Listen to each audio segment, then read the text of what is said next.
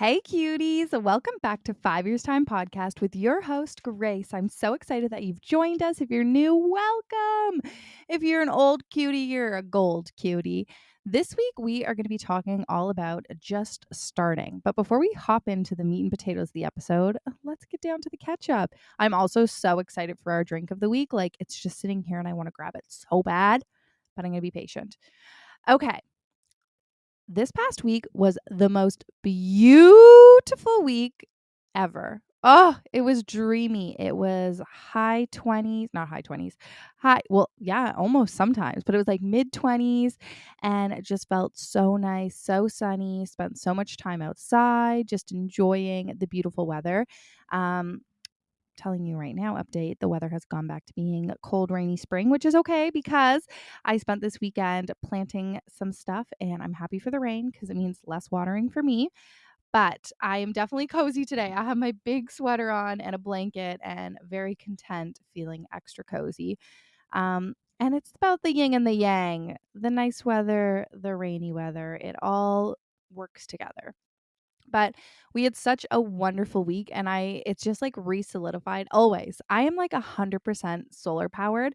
Like as soon as the weather is nice, the way I just like whoop, energize is wild. Like I am totally a sun soaker. Like I just need that in my life to have that energy.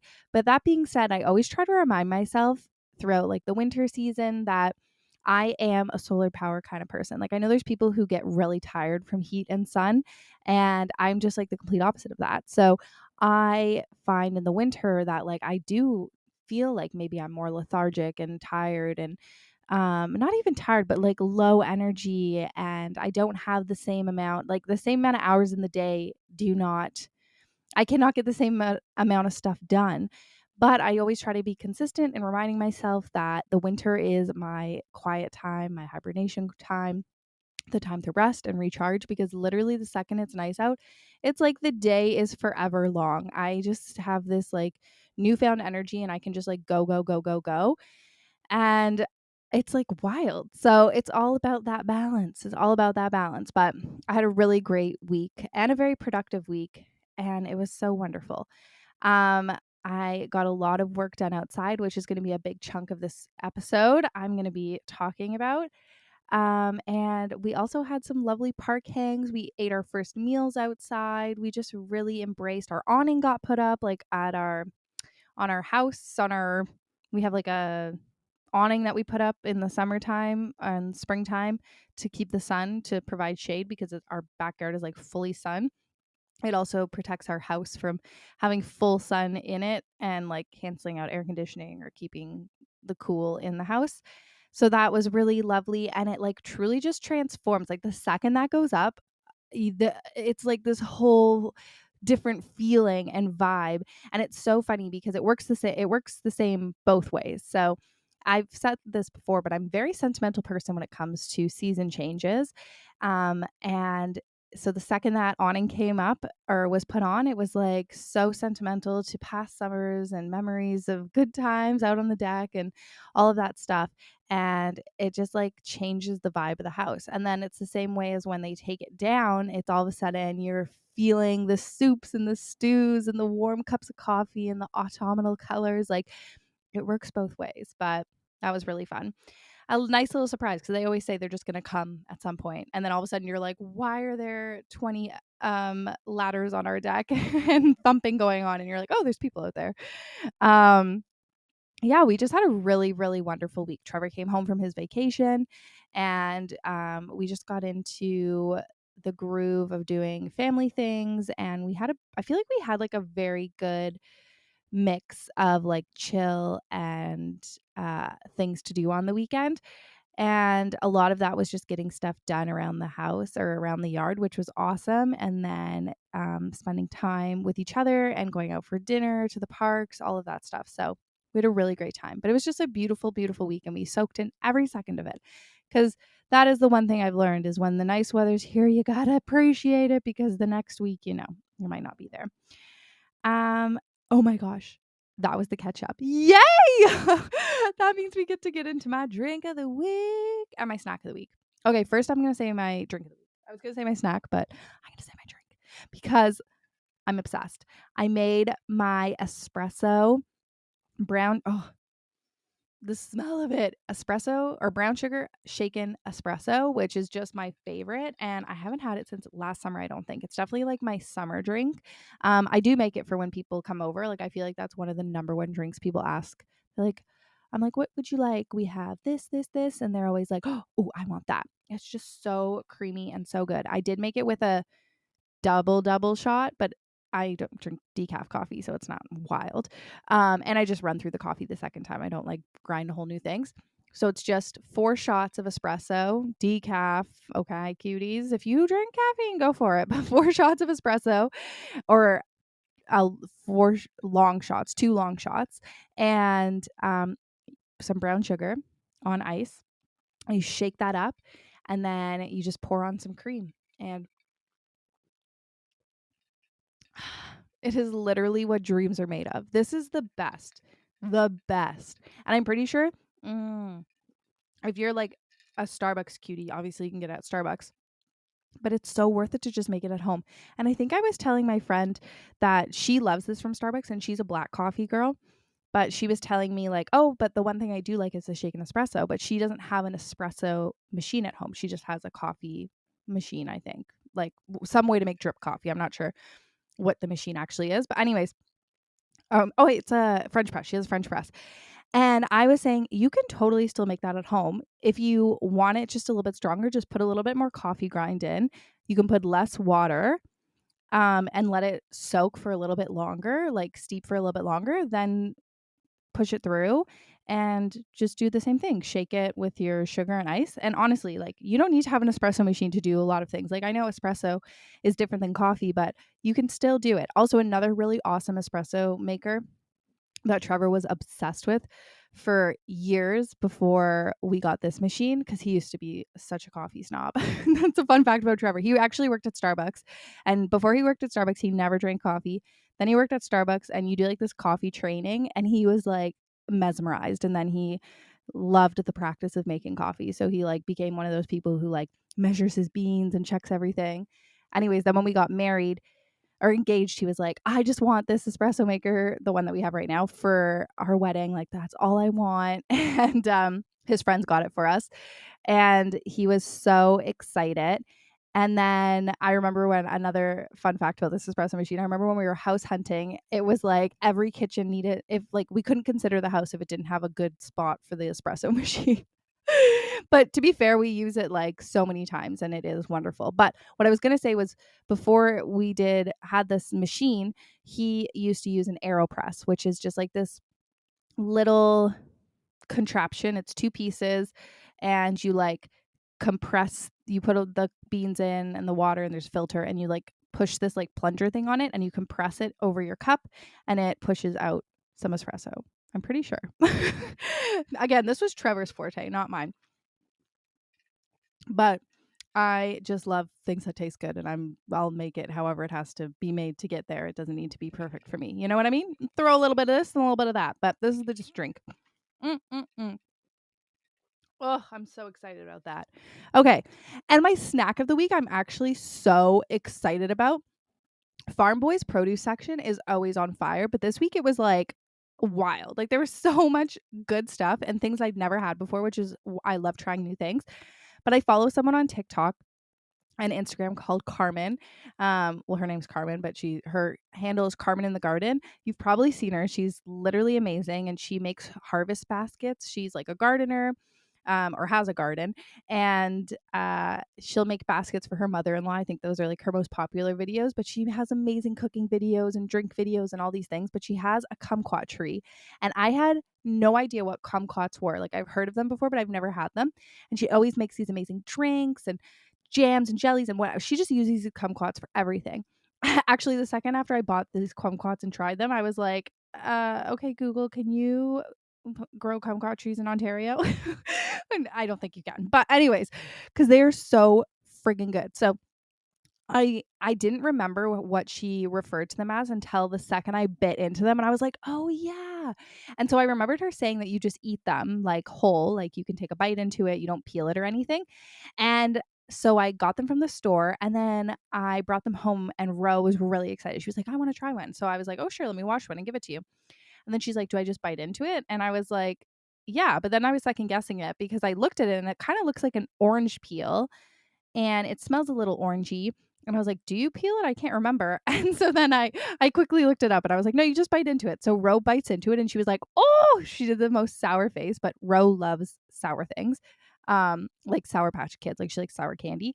And so she was like, oh, and I was like, maybe you don't bite into it. I was like having this whole like second guess because I couldn't remember what Carmen described them as. And then I was like, okay, I'm gonna bite into it. And then I opened it up to show her the inside. And I was like, oh, it does look kind of like an orange. So I was like, I think the inside's sweet.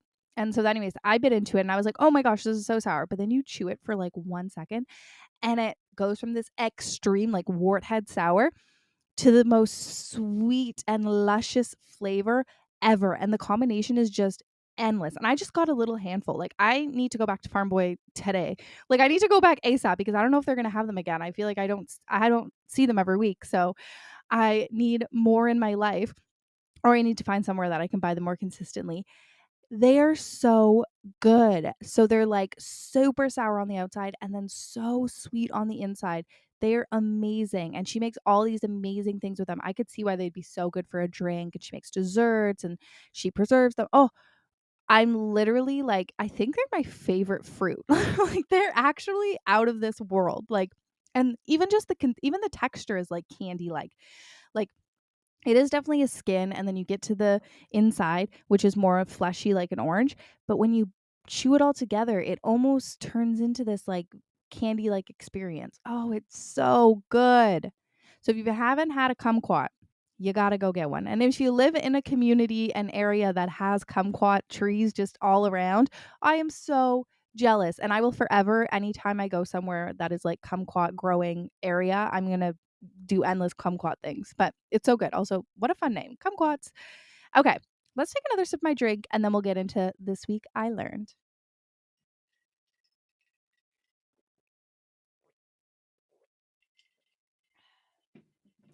This week I learned. Okay, so cuties. This week was kind of a revolutionary week for me. It really truly was, and I'm feeling very proud of myself. So, I've always been a big dreamer. I spend a lot of the time daydreaming and imagining up all kinds of things. I've spoken about this so many times, but I'm such a little daydreamer, or not a little one, I'm a big one. And I feel like it's very easy for me to like see something that I want and create a whole world in which it happens and that I'm doing it and making it work. But then the second I go to put that into action, I get really overwhelmed and I feel like this is too much work. I don't know where to start. Okay, what's the point? I give up. Like, that's definitely my thought process. I end up keeping my dreams as dreams and not making them reality. And I'd say the biggest reason why why is once I prepare to start chasing them, I feel really overwhelmed with the path ahead. Like I really truly just am my worst enemy. We all are our worst enemy. But this past week I created a new perspective for myself and I'm so excited to share it with you because I'm feeling so fulfilled and inspired to share this message because I think it's just like a real big game changer. And I feel like this message is something that we hear a lot, but like for me, a lot of things I don't actually learn and create like life connection with until I've learned the lesson myself. And I'm sure this is for you too.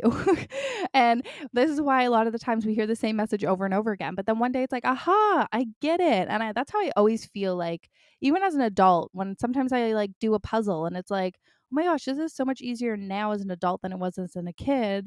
And it's like, I just get it. I don't know how to explain it. But so let's go back. Story time with Grace. When we moved out of Toronto, we were in a condo.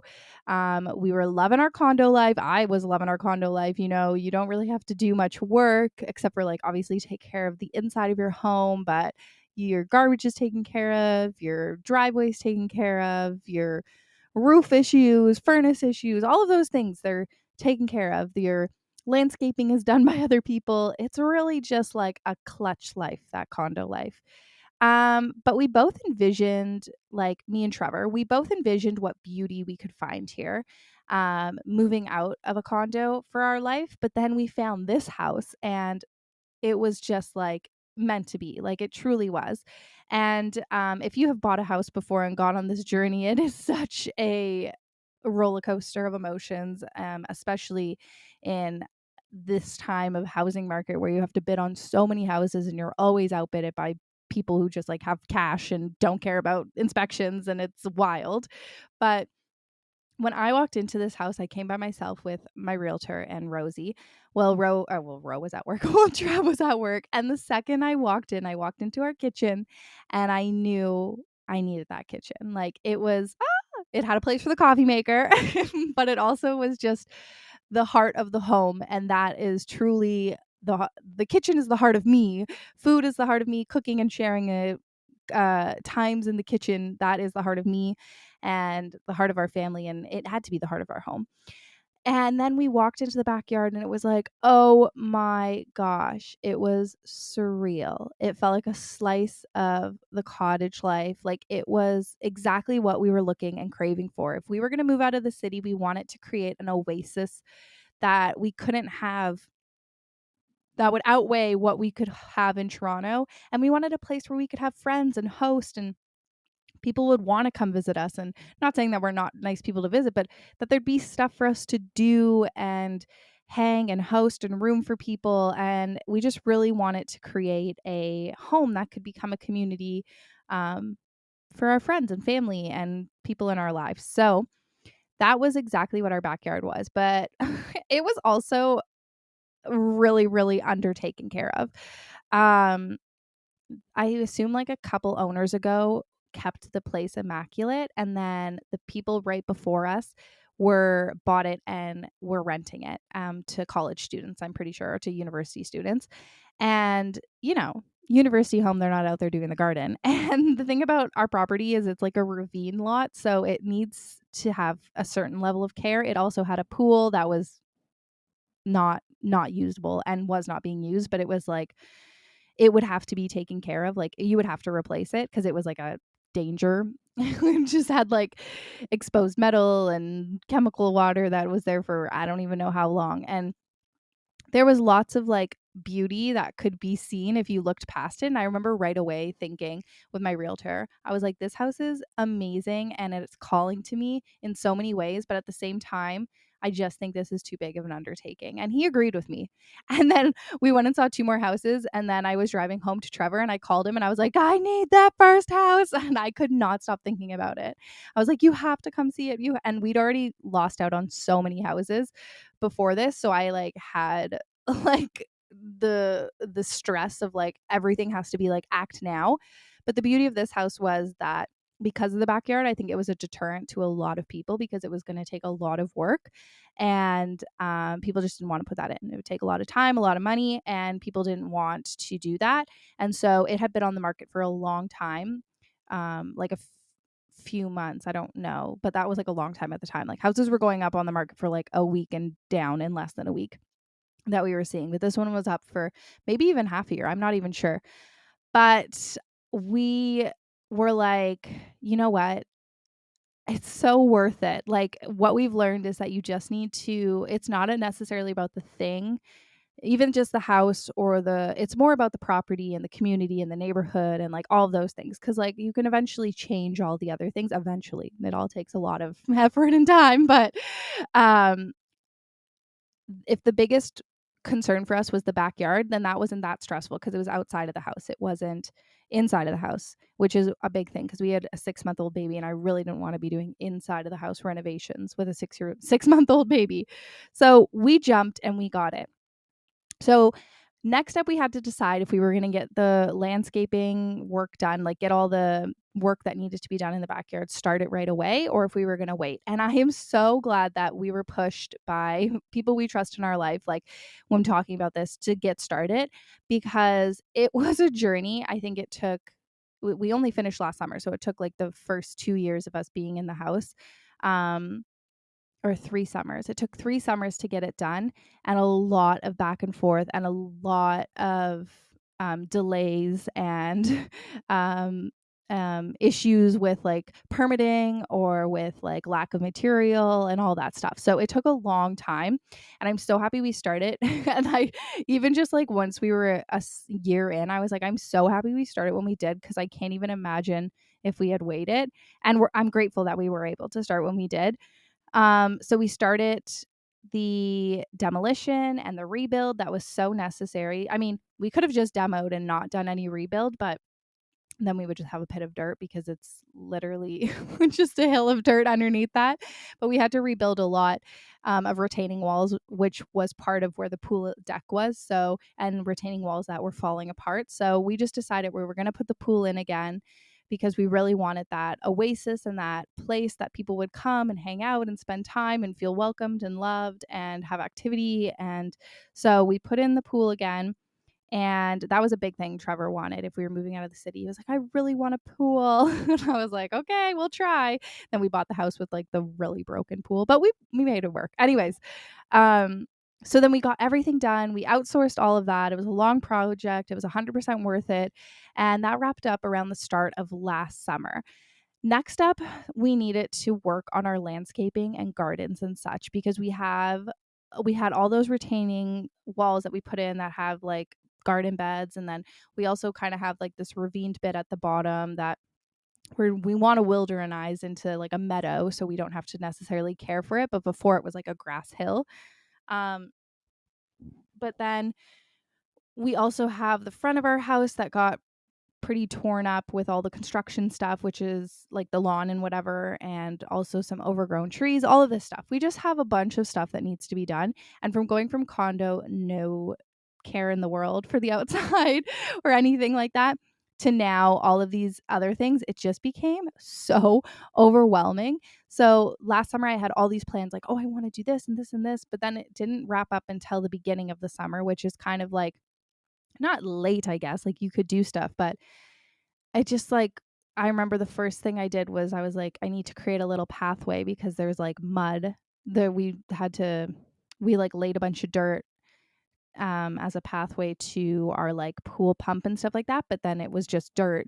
And so it would become a mud pit and weeds and all that. And so I wanted to make a pathway there. So I went to go get concrete slabs to do it. And they were like all sold out everywhere, because it was like already that time in the season, I guess. So I was like that one setback, literally I probably could have figured it out, but that one setback just like sent me off in like okay, I don't care anymore, which is so true to who I am. And so we just went with it, and we kept weed chic, like literally in the fall this past year. I like pulled all the weeds out, because I was like, I do not want these coming back next year. I'm going to be better. And I'm so glad that old me did that, because future me was thankful. We still did have a bunch of weeds, but like not like literally weed chic, like 6 foot tall weeds. Like it was wild.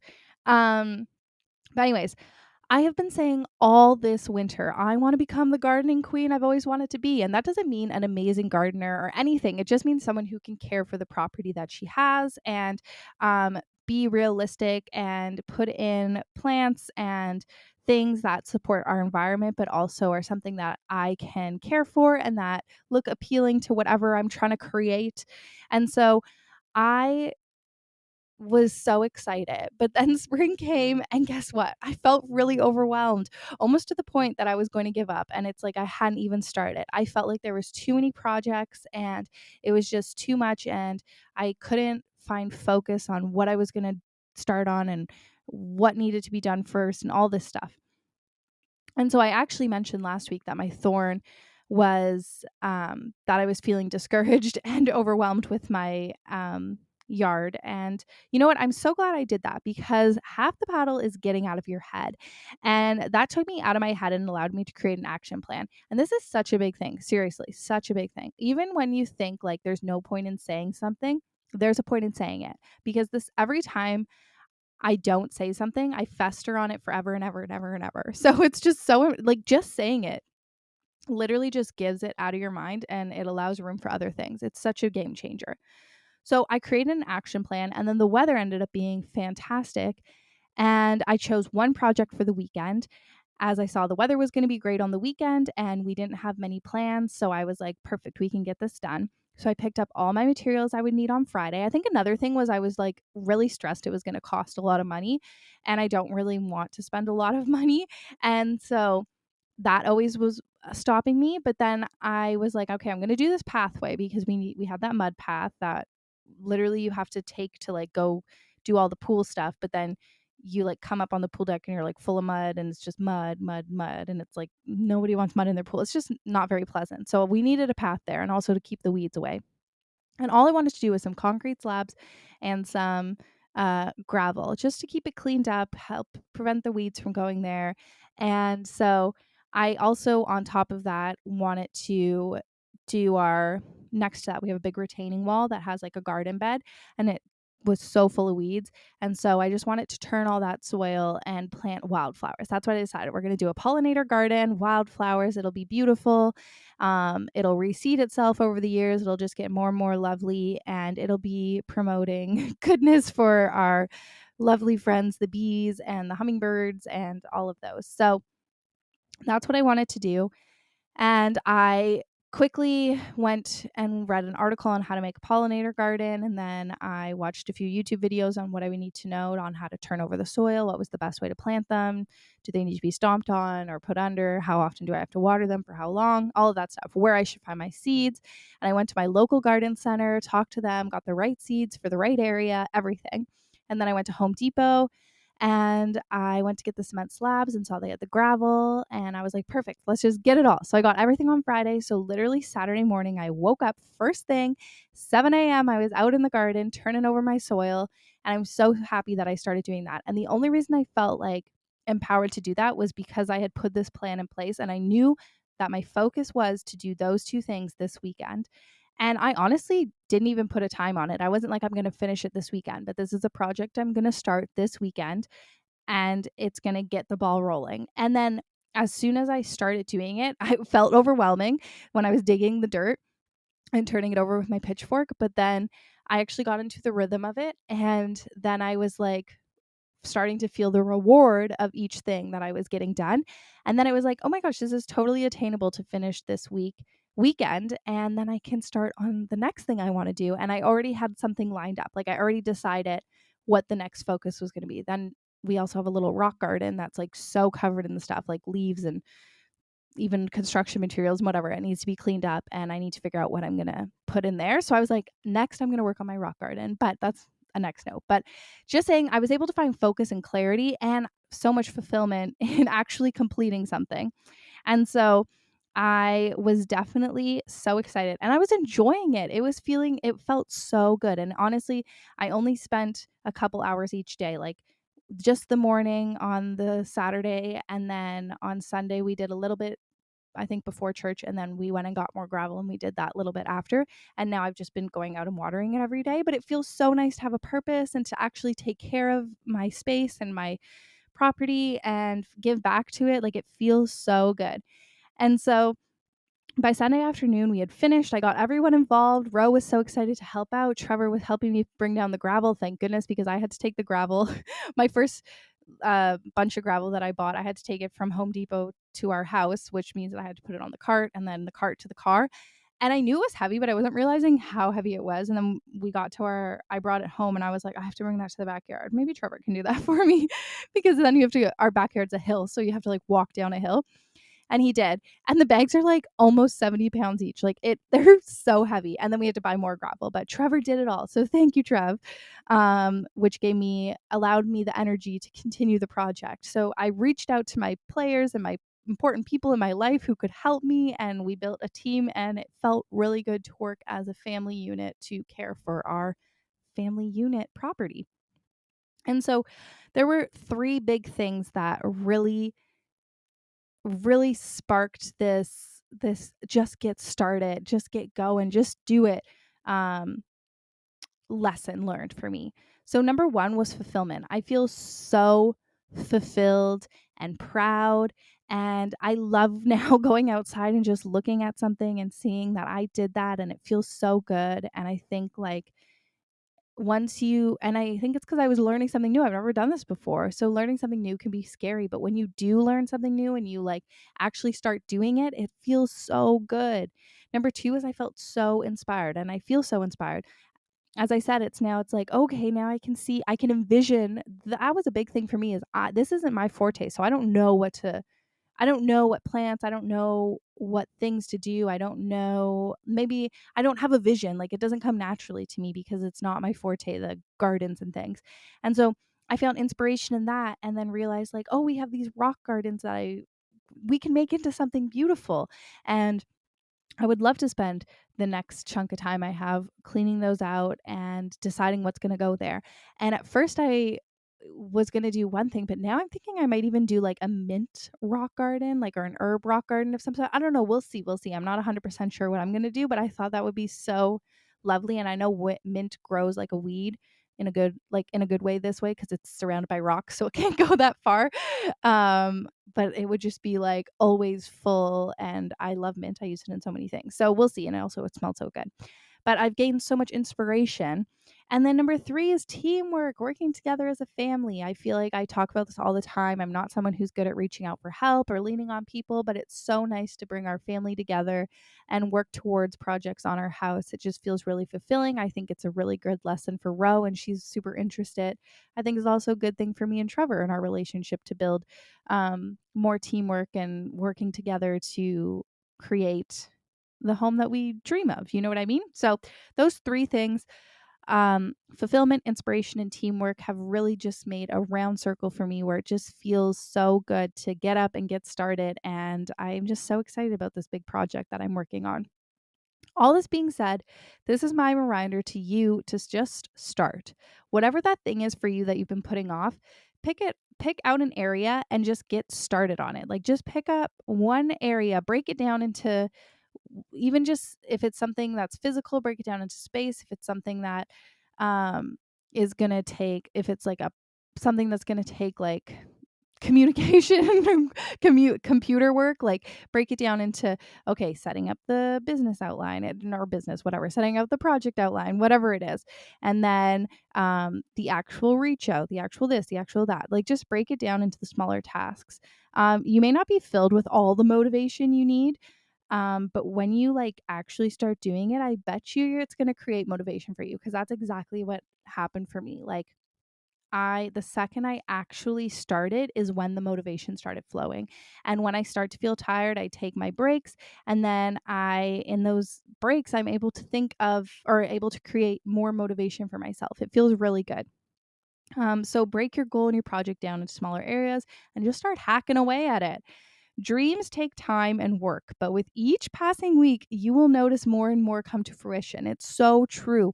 And I think I was trying to think about that when I looked back at how long we've been in this house for. It's like this is going to be our 4th summer, I think. What? Which is just like blowing my mind, because it literally feels like we just moved here yesterday. And so it's just crazy to see every little thing that has been worked towards. And even that being said, we haven't even worked that hard towards it. Like our backyard project, yes, we did a lot of that, but it wasn't our physical labor. But it's like I'm so happy we started when we did, and now that I even have more motivation, it's like, oh, it's just gonna like flourish so beautifully. In a few years, you're going to look back and you're going to be amazed at what's transformed. And that goes for yourself, for anything. If you're working on yourself, if you're working on your family, if you're working on your career, if you're working on your home, if you're working on your finances, anything, if you're whatever you're working on, just start doing a little bit and get the ball rolling, and you will find motivation in that. And you can always pivot and change and mold and be flexible within it. But I find that if I don't start, I don't ever get that motivation, and then I forget about it. Like it's like, oh, no point. So cuties, this is my reminder for you. Just get started. If you need to learn something, you have YouTube and you have articles, which is my favorite thing in the world. I love to like watch a YouTube video on how to do something and then go and do it. It feels so fulfilling. So I'm so excited to share this message with you because I'm just feeling really, really fulfilled. And I can't wait for you to start on the things that you've been putting off. We've got this, cutes. let's get into our roses, buds, and thorns. But first, another sip of coffee.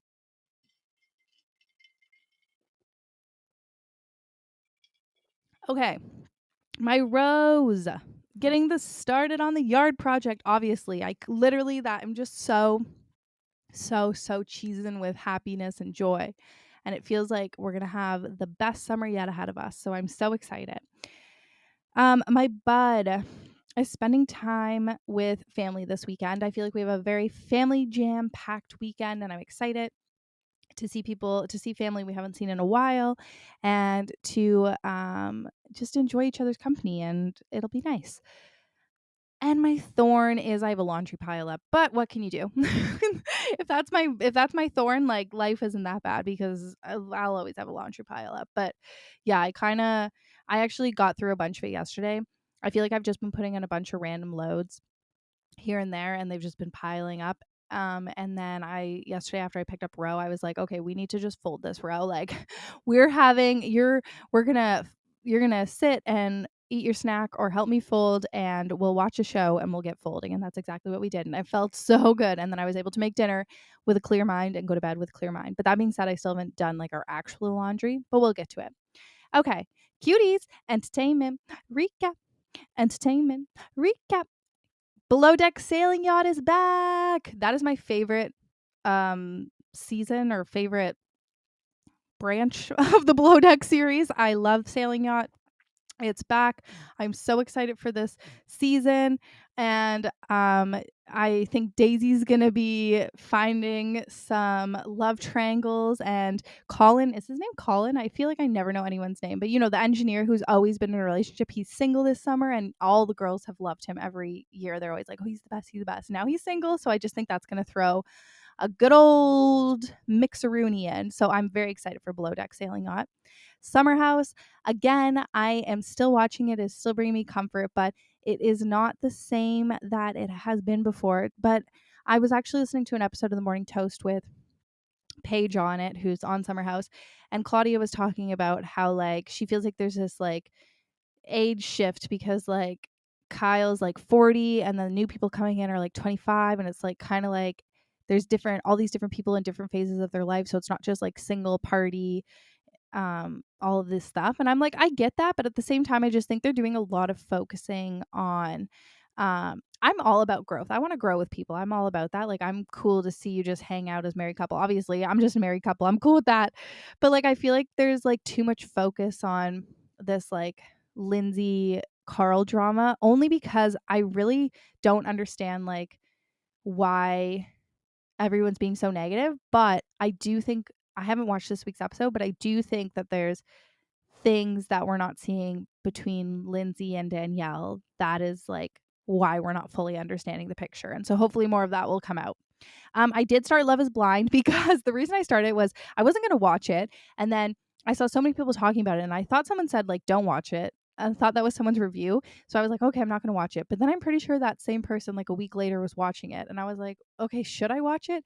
And then what pushed me was because Netflix had the issue for the live reunion, and so then it was back on my radar again. And I was like, oh my gosh, all these people are so disappointed. Like, it must be good. I gotta watch. And so I started it, and so I was up to the fourth episode, and I asked on Instagram. I wasn't hooked yet. They were just got to Mexico. All the engagements were done, and I asked on Instagram if it was worth continuing last night, and majority said yes. So I continued, and I finished the fourth episode, and it looks like it's going to be so good. I love when they all see each other for the first time, and then it's like awkward because some people are like, oh, maybe I still do like that person, whatever.